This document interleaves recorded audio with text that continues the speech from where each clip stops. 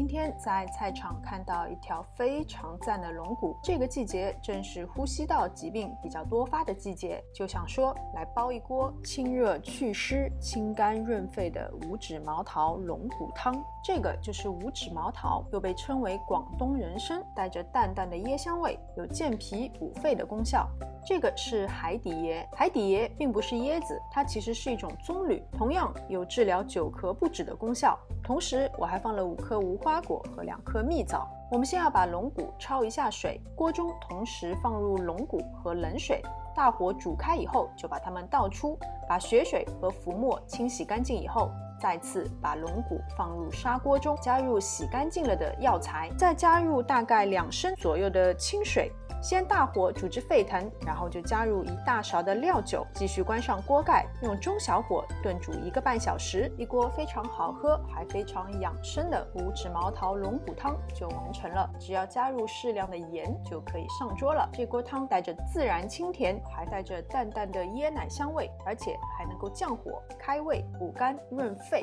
好了，今天的视频就到这边，非常感谢大家的观看。喜欢我的视频，请记得点赞、分享和关注我的频道。我们下次再见。